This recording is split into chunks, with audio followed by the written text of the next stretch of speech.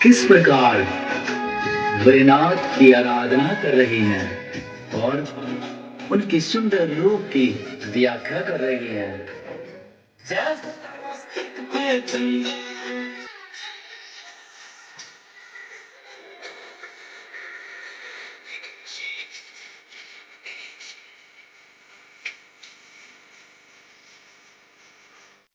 जय भोलेनाथ।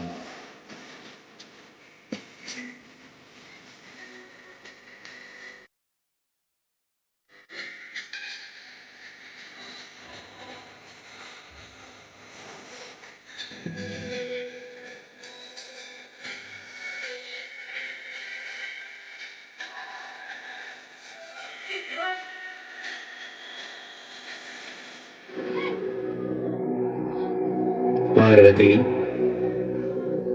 उठो पार्वती।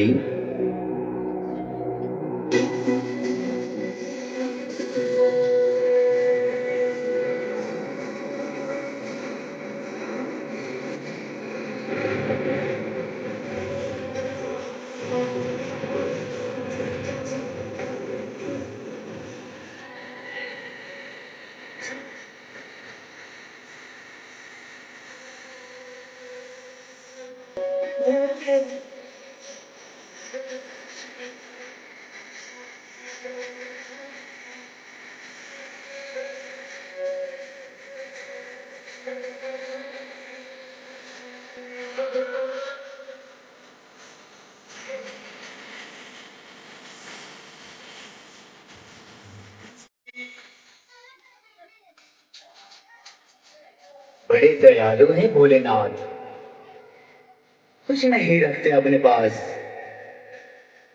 सब दया दान कर देते हैं। क्योंकि मेरा भोलानाथ वैरागी है। देवी किस प्रकार आराधना कर उनको प्रसन्न कर लेती हैं। जय भोलेनाथ।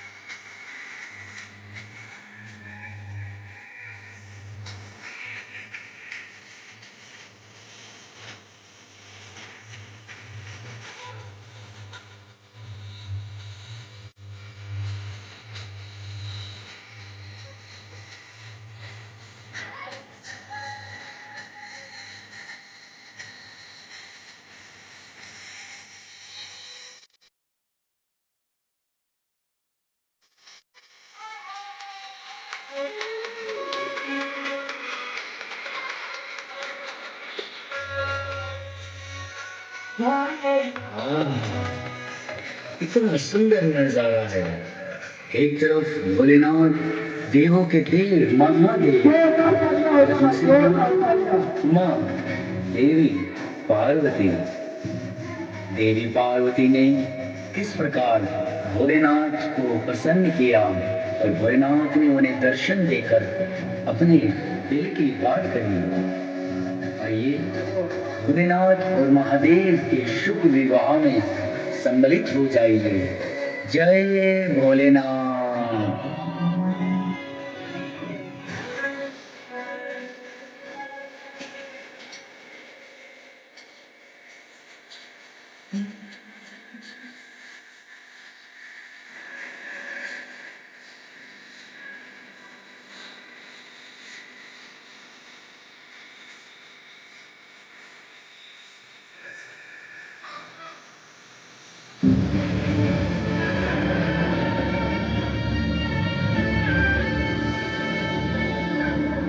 पिताश्री ऐसा कैसे कर सकते हैं देव?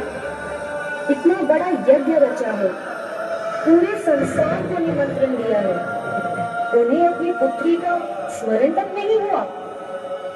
जो बंधन तुम तोड़ आई हो, उसके लिए इतना दुखी क्यों? मैं इसलिए दुखी नहीं स्वामी कि पिताजी ने मेरा मोह नहीं समझा, अपितु मैं इसलिए दुखी हूँ कि त्रिदेव के महाभाव जो आप हो स्वामी, आपका अपमान हुआ है। निमंत्रण उन्हें दिया जाता है सती जिसे व्यक्ति चाहता हो। प्रजापति दक्ष को मैं नहीं भाता तो इसमें मेरा क्या अपमान? नहीं देव, अपमान है और आपका अपमान मैं सह नहीं सकती और मैं उस यज्ञ में जाऊंगी और जब तक मैं आपका आवाहन ना करूं तब तक आप समाधि में लीन रहेंगे।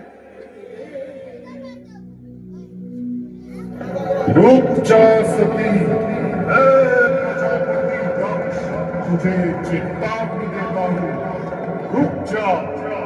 तेरा पति भोगी है, जंगलों में रहने वाला कपाली है, इस यज्ञ को भंग करने के लिए षड्यंत्र रच रहा है। जा यहाँ से। बस, अब और नहीं सुन सकती। मुझे क्षमा करना महादेव, मैं अपने जीवन का त्याग कर रही हूँ।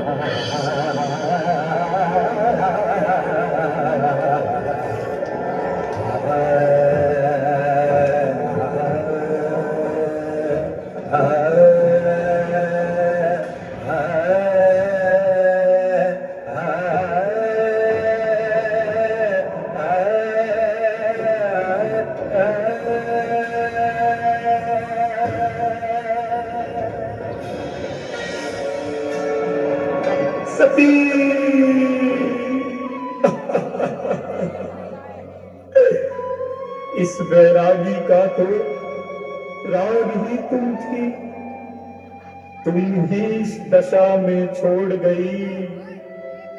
इस शिव की शक्ति का सार ही तुम थी, तुम ही सब बना छोड़ गई।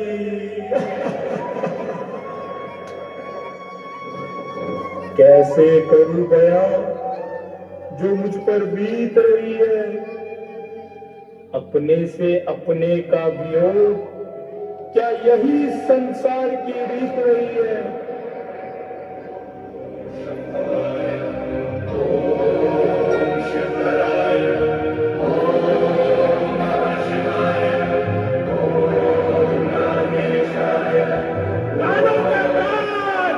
महाकाल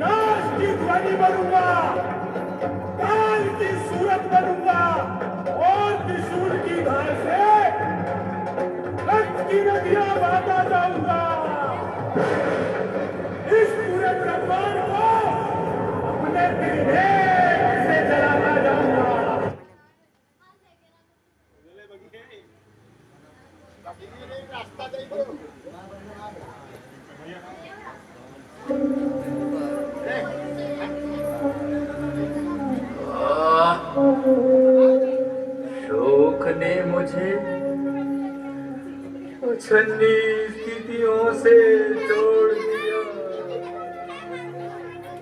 महाशून्य के अंतराल में निपट अकेला छोड़ दिया।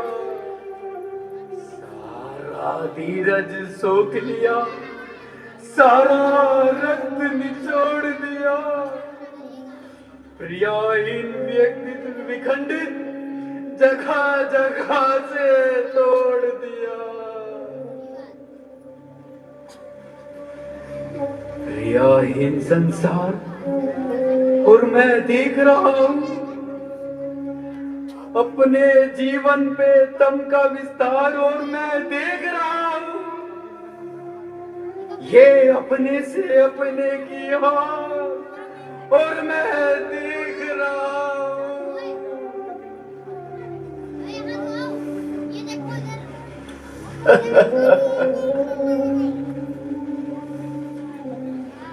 मैं पार ब्रह्म कैलाशनाथ, मैं निर्माता, मैं कालजयी व्यक्तित्व स्वयंभू महादेव। ये सारे संबोधन हैं कितने क्रूर व्यंग जो करते आए मेरे संग छल सदैव। तुम दास समझते हो, मैं मित्र समझता था। संबोधन और सर्वनामों की सृष्टि रोग उत्तर दो, मेरा एक प्रश्न का मित्र मान। दक्ष के यज्ञ में आमंत्रित थे सभी देव, था किंतु उपेक्षित मैं, पर तुमने दिया ध्यान। बार बार संवेदन अथवा कत्वों की बात उठाते हो, बार बार ये कहना मैं आया मित्र के नाते, ग्लानि नहीं होती तुमको? डूब नहीं मरते हो अंजलियों के जल में? एक मेरा देवत्व कि जिसकी कायर गाथा, एक मेरा सामर्थ्य कि जिसने टेका माथा, एक मेरा पुंस्तत्व कि जिसका बोध अधूरा, एक मेरा जीवन जिसका प्रतिशोध अधूरा। जिस भाषा में मिला मुझे यह प्रश्न भयंकर, मुझे उसी भाषा में देना होगा उत्तर। संपत्ति बसपति कार, देव ऋषि दानव सबसे, तीसरा नेत्र रक्त का प्यासा कब से।